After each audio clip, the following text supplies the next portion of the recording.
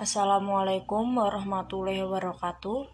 Hello, my name is Anida Hasnah, and today me and my friend Muhammad Ardi Rahmawan, Bukiana Mardiah, Utama Arya Hendrawan, and Melanie Oktarina will explain some materials about identifying themes in literary works.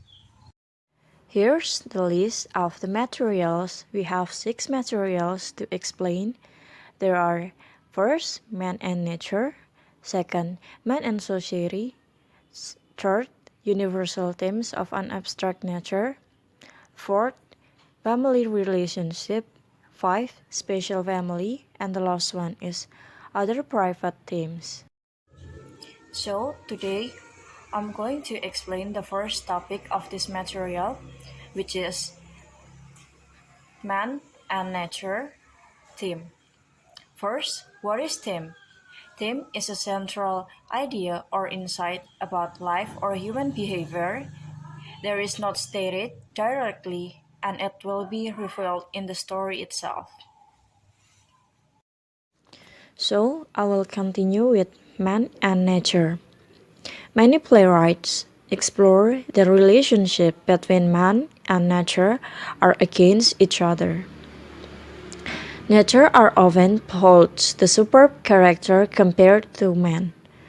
The playwrights consider nature as a hostile and destructive force, which make the relationship between man and nature is a conflict that force the man to face with other nature's power. Although their relationship most likely a conflict, there's also a benevolent or a mutually beneficial relationship between man and nature. So, the first thing that you need to do to identify themes in a story is understanding the story and character change. The second one is titles gives you a clue about the themes. And the last one is conflicts helps you reveal themes. In a man and nature, the conflicts occurs when man puts into a position where they're powerless compared to nature and against them. While benevolent occurs when nature are willing to protect man. So here's the example of man and nature work. First, Moby Dick by Herman Melville. The second is Love of Pi by Jan Martel. The second theme is man and society. Many plays address themselves to the nature of the relationship between man and society. Sometimes this is done in timeless, universal terms, stating, for example, that man always has, presently does, and always will hate society because it restricts his freedom of personal action. Other times, the theme will be more timely. The playwright will direct our attention to the relationship between man and the particular contemporary society in which the playwright and the audience presently live. The characteristic of drama that takes theme man and society is usually in the conflict when the protagonist has a strong belief against the majority of the community or surroundings and decide to act on it. Racism, segregation, religious beliefs, environmental issues, being wrongly accused of something, and being ousted from society are all the example of how someone can come into conflict with his or her community. One against many is also a good way to look at it. These are the two examples of plays that takes the man and society. The first one is Romeo and Juliet by William Shakespeare. This play is about Romeo Montague and Juliet Capulet want to be together, but their families forbid it. The second one is the 18th century play by Goldsmith, She Stooped to Conquer.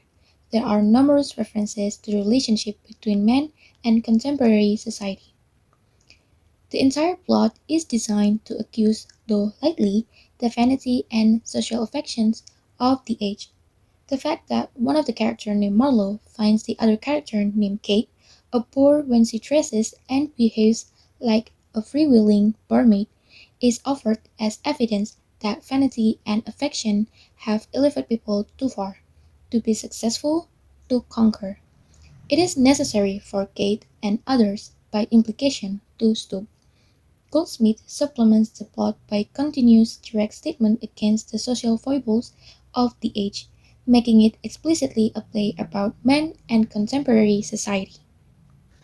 Okay, my name is Melania Tarina as the third presenter who will continue the material about theme. In this time, we will move on the topic of universal themes of an abstract nature. In this slide, I will explain about the definition and main characteristic of universal themes of an abstract nature, example of universal themes of an abstract nature, and the last but not least, the example of universal themes of an abstract nature on drama.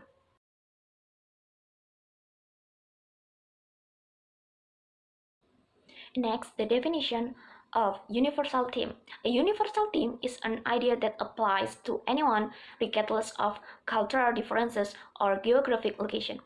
Universal theme developed in literature ultimately expand the reader's knowledge of being human by the expression of experiences through different perspectives. Universal themes allow readers to connect to the story emotionally. And some of the more common universal themes found in literature include individual struggle towards a personal goal, a person's struggle with humanity, falling in love, life cycle, karma, coping with tragedy, adolescence, and discovering the world around us. These are universally understood by a majority of readers due to how easily they can be applied to their own lives. And the main characteristic of a universal theme, just like the definition, that the idea can apply to any person regardless of his location or culture. And next, universal themes of an abstract nature. The relationship between man and society and between man and nature can be discussed in fairly concrete terms. Other themes are more abstract, and our interpretation of them are also therefore more abstract. So why these universal themes are said to be abstract? Because everyone will give different interpretation according to their experience when they see it. And next, example of universal themes of an abstract nature. The themes such as death, freedom, morality, love, and all of the emotion which connect to this such as hate, revenge, jealousy, possessiveness, and etc. Okay, we can take one of the themes. For example, death. It is difficult to discuss death as a theme in anything other than abstract terms. Next, the example of universal themes of an abstract nature on drama. For example, recalling another play we have examined, O'Neill, the Iceman comet. The theme is basically that death itself comet. That death is unavoidable. Now, there's hardly a new idea, but nevertheless, it is an abstract one. We cannot avoid our private interpretation of the finality of death, and yet we must somehow make a confrontation, primarily with O'Neill's ideas on the subject. Throughout the play, there are numerous references to the way in which the citizens of Harry Hope's bar spend their time constructing pipe dreams. All are convinced that tomorrow will be better, and nobody seems aware of the inevitable total of those tomorrow is dead, making Harry's last name Hope, naming another character of Jimmy Tomorrow, and making constant reference to private pipe dreams. O'Neill's directs our attention to the irony with which most people approach death.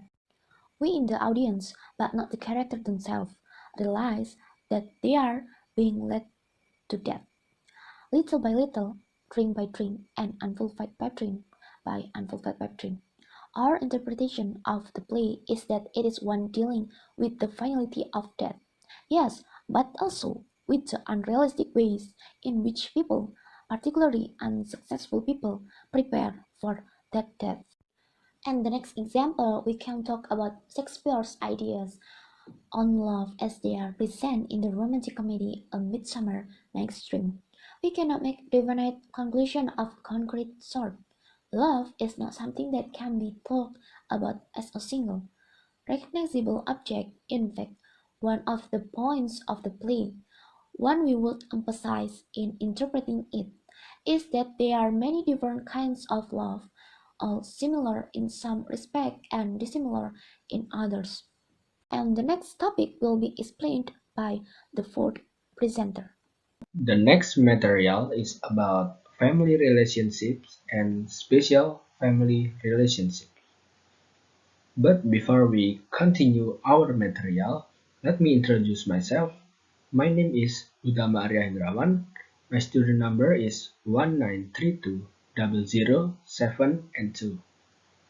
Okay, so the definition of family relationships is theme that aim at the delineation of common human relationships, particularly those between particular members of particular families. So it's still normal, but sometimes also weird because in Indonesia we can find this action in common society. The patterns of family relationships, it's like harmfully possessive mother, the jealousy brother, and etc. And the example of drama which have the theme family relationships is relationships between Shakespeare Coriolanus and his mother Volumnia. And the next is Warang the poet warrior Hill. So in the next slides, I will present the pictures of the drama. Okay, so as you can see, in the left side, you can see the picture or the teaser, or maybe it's the cover of Warang the Poet Warrior Young. And in the right side, you can see William Shakespeare Coriolanus. These two drama have themes family relationships.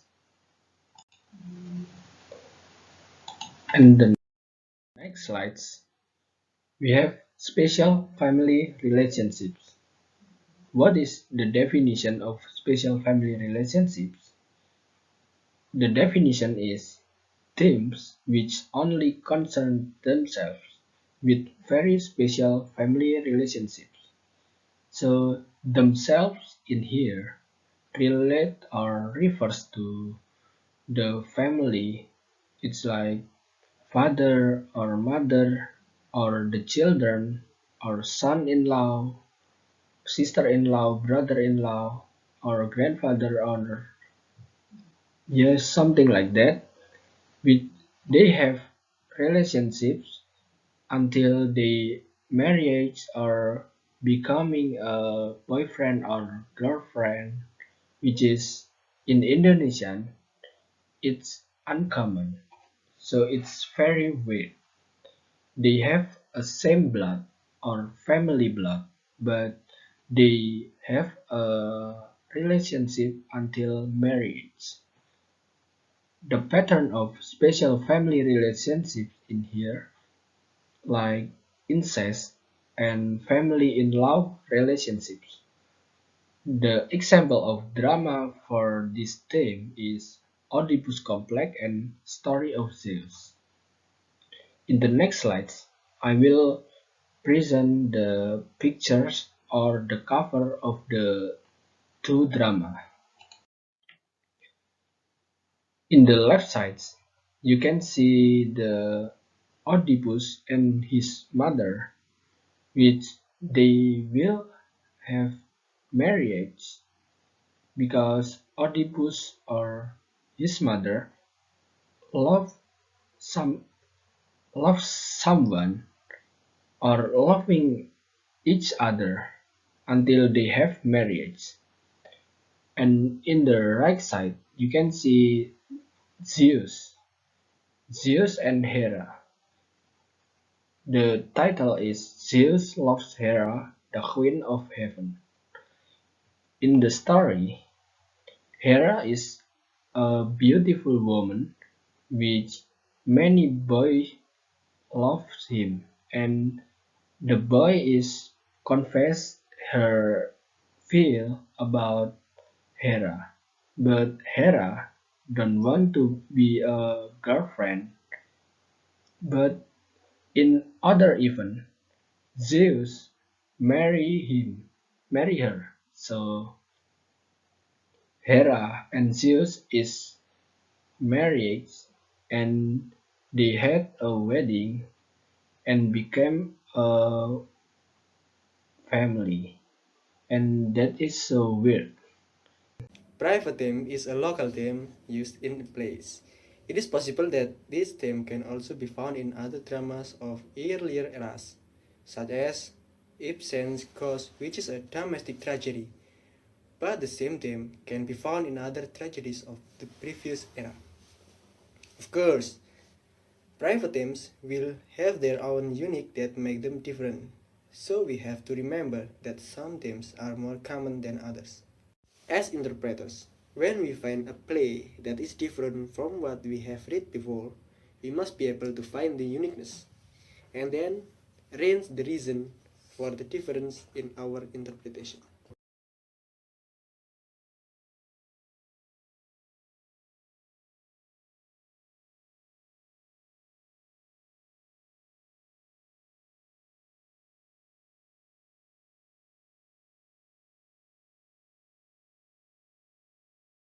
And that is the end of our presentation.